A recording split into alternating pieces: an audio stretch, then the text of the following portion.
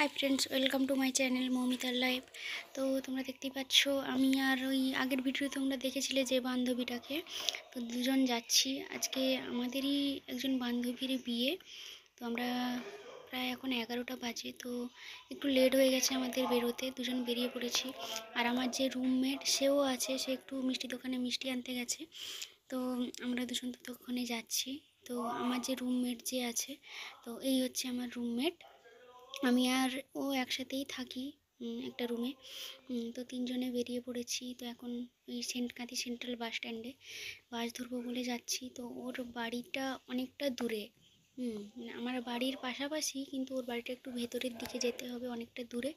তো আমরা প্রথমে বাসে করে যাব, তারপর সেখানে বাস থেকে নেমে তারপর আবার টোটোতে উঠবো। তোমরা পুরো ব্লগটা দেখতে থাকো। আর যারা যারা চ্যানেলটাকে সাবস্ক্রাইব করোনি, প্লিজ চ্যানেলটাকে অবশ্যই সাবস্ক্রাইব করে দাও। তো আমরা এখন বাসে উঠে গেছি।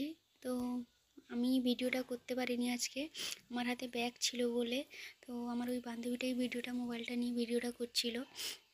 তো তোমরা দেখো, তিনজনে 3টা সিটে বসে গেছি। তো আমরা খুবই মজা, আমরা তিনজন যখন যেখানে বেরাই না, খুবই মজা করতে করতেই যাই। তো প্রচণ্ড রোদ আর প্রচণ্ড গরম ছিল ওই দিন।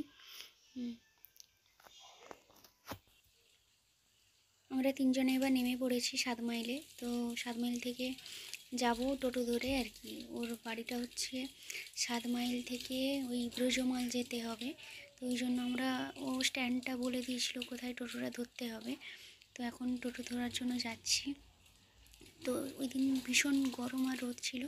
তো টোটোতে বসার পরে না আমাদের অনেকক্ষণ বসে থাকতে হয়েছে, কারণ ওখানে টোটো না ভর্তি হলে ছাড়বেও না। ঠিক আছে, এটা সব জায়গায় থাকি, টোটো যতক্ষণ না ভর্তি হচ্ছে ততক্ষণ টোটো ছাড়বে না। তো অবশেষে আমাদের টোটোটা ছাড়লো। তো আমরা ও তো ভীষণ হাসাহাসি করছে, ভিডিও করছি বলে লোকেরা দেখছে, তাই ভীষণ হাসাহাসি করছে, কি বলছে। তো ওরা ভিডিও ভয়েসগুলো কেটে দিয়েছি। তো এখন যাচ্ছি। তো তোমরা পুরো ব্লগটা দেখতে থাকো, আর অবশ্যই কমেন্ট করে জানিও কেমন হয়েছে। তো এত কাজের চাপ থাকে, তো ব্লগটা প্রত্যেক দিন করা সম্ভব হয়ে উঠছে না। তো পরে তোমরা যদি অবশ্যই পাশে থাকো, তো আমি ব্লগটা কন্টিনিউ করব। তো এখন মাঝে মাঝে ব্লগগুলো দিচ্ছি, তো পরে চেষ্টা করব ডেইলি ব্লগ করার। তো চলো পুরো ব্লগটা দেখতে থাকো।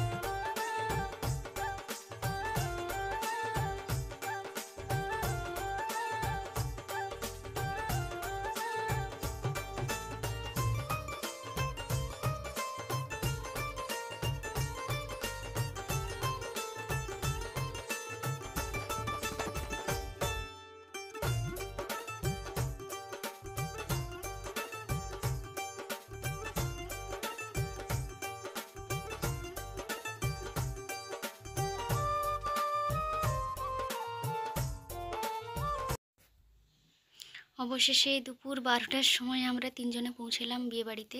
তো বিয়ের কনেকে তোমরা দেখে নাও, আর কেমন লাগছে বিয়ের কনেকে অবশ্যই জানিও।